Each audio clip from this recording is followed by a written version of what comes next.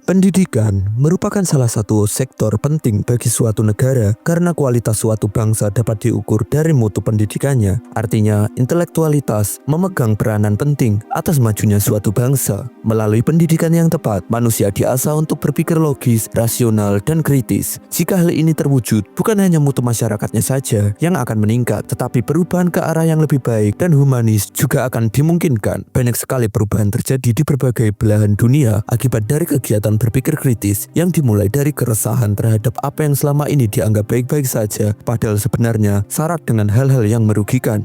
Di Indonesia, baik di era kolonialisme hingga awal kemerdekaan, pendidikan telah menjadi senjata utama untuk keluar dari belenggu penjajahan. Tokoh-tokoh besar seperti Tirto Adisuryo, Kartini, Ki Hajar Dewantoro, Soekarno, Muhammad Hatta, Cipto Mangunkusumo, dan tokoh-tokoh besar lainnya telah membuktikan bahwa pendidikan telah membawa perubahan besar untuk Indonesia. Mulai dari kesadaran kritis untuk merdeka dari penjajahan kolonial, membentuk negara kesatuan, hingga mewujudkan mimpi besar untuk mencerdaskan kehidupan bangsa dan membangun Indonesia modern. Selain itu, 32 tahun pemerintahan Orde Baru juga berhasil digulingkan melalui berbagai kritik generasi muda dan pengembangan kajian ilmiah yang ditujukan untuk membongkar segala ketidakberesan dari rezim ini. Alhasil, kejatuhan Orde Baru menjadi awal dari masa kebebasan berpendapat yang sebelumnya dikekang oleh pemerintah.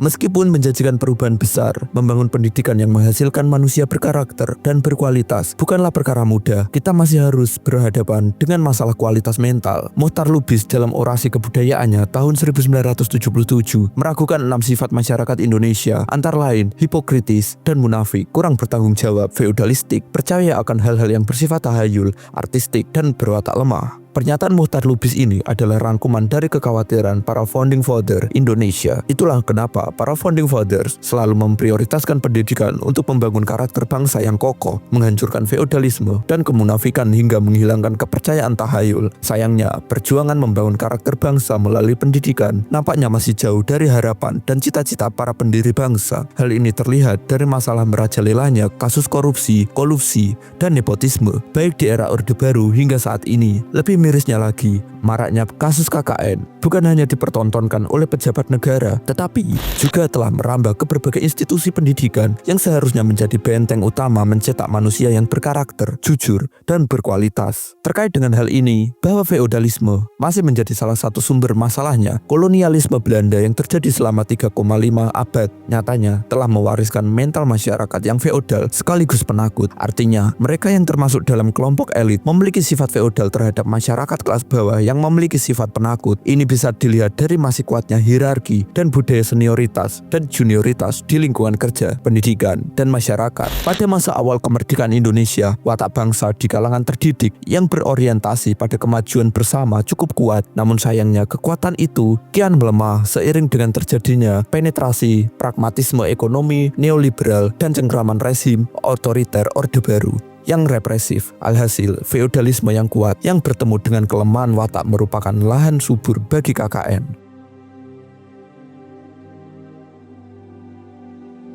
Tren feodalisme dikenal di Eropa pada abad pertengahan, Dark Age, saat terjadi ledakan demografi, kerusuhan dari kaum barbar Jermanik yang bakal meruntuhkan Romawi dari pembagian Romawi menjadi Romawi Barat dan Timur. Feodalisme pada abad pertengahan Eropa mengakibatkan kekerasan, penindasan, dan kesewenang-wenangan dari kalangan penguasa. Dalam buku Kolonialisme, Eksploitasi, dan Pembangunan Menuju Hegemoni dijelaskan, seiring keruntuhan Romawi, feodalisme sebagai upaya mempertahankan eksistensi dan kedaulatan Romawi berubah bentuk. Feodalisme menjadi berprinsip pada kinerja atau tinggi rendahnya mobilitas yang menjadi tolok ukur status sosial. Bentuk pergeseran ini menghasilkan suatu paham baru, yaitu kapitalisme. Paham kapitalisme memandang penguasa tidak selalu berasal dari keturunan bangsawan. Kapitalisme lebih bebas dan terbuka, di mana penguasa adalah siapapun yang memiliki modal tanpa memandang kasta. Masyarakat feodal adalah masyarakat yang berorientasi pada nilai pelayanan yang berlebihan terhadap penguasa, pejabat, birokrat, atau orang yang dituakan. Seperti dijelaskan sebelumnya, yang berkuasa dalam masyarakat feodal adalah kaum bangsawan dan tuan tanah. Semakin dekat hubungan darah seseorang bangsawan dengan raja yang sedang memerintah, semakin tinggilah status sosialnya dalam struktur masyarakat feodal. Berdasarkan buku Ibnu Rushd dan Averroisme, masyarakat feodal ini telah berjalan sejak tahun 900 Masehi dan meliputi sebagian besar wilayah Eropa. Awalnya masyarakat feodal berkembang di Perancis hingga ke bagian barat Italia. Ciri utama masyarakat feodal pada abad pertengahan adalah penguasaan tanah oleh bangsawan.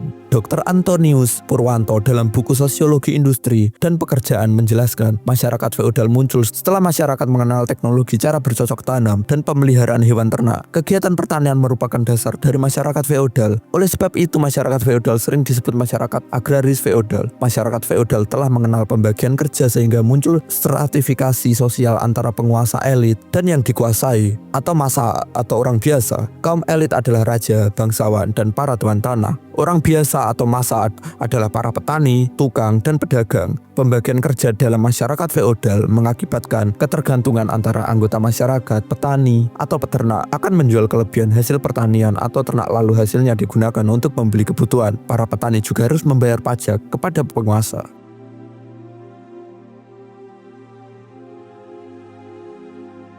Kalau kita melihat sejarah, Indonesia punya akar feodalisme yang cukup kuat. Pada masa kerajaan-kerajaan Nusantara, struktur kekuasaan berbasis hierarki sangat kental. Raja, bangsawan, hingga pejabat lokal memiliki kekuasaan yang terpusat dan dihormati secara absolut. Saat penjajah Belanda, pola ini justru dipertahankan dan dimanfaatkan oleh kolonial melalui sistem priai. Setelah kemerdekaan, meskipun sistem pemerintahan berubah menjadi republik, jejak-jejak feodalisme ini ternyata masih bertahan dalam berbagai bentuk. Feodalisme dalam politik membawa berbagai dampak negatif. Pertama, minimnya regenerasi politik yang sehat. Pimpinan sering dipilih berdasarkan kedekatan atau garis keturunan, bukan berdasarkan kemampuan. Kedua, menciptakan ketimpangan kekuasaan. Rakyat sering tidak punya banyak ruang untuk berpartisipasi aktif karena budaya hierarki yang kaku. Ketiga, memperkuat korupsi dan nepotisme karena hubungan patron-klien mendorong sikap saling menguntungkan antara pihak tertentu.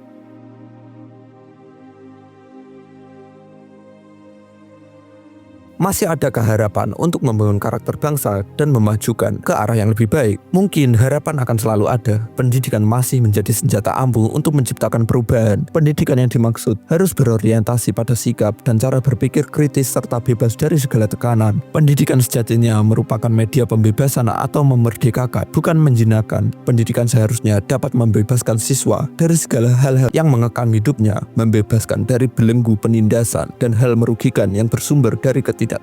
Berpikir kritis di sini artinya menggunakan nalar, berpikir secara sistematis dan rasional untuk menyelesaikan suatu permasalahan secara objektif dan faktual. Dan sebisa mungkin menekan bias pendapat. Budaya berpikir kritis secara tidak langsung akan membentuk karakter individu yang bertanggung jawab dan objektif, serta menumbuhkan sensitivitas dan humanisme karena terbiasa menggunakan rasionalitas dalam bertindak. Feodalisme dalam politik Indonesia memang menjadi tantangan besar, tapi bukan berarti tidak bisa diatasi. Dengan kesadaran, pendidikan, dan aksi kolektif, kita bisa menciptakan sistem politik yang lebih adil dan demokratis. Jadi, bagaimana menurut kalian? Tulis pendapat di kolom komentar. Jangan lupa untuk like dan subscribe. Sampai jumpa di video berikutnya.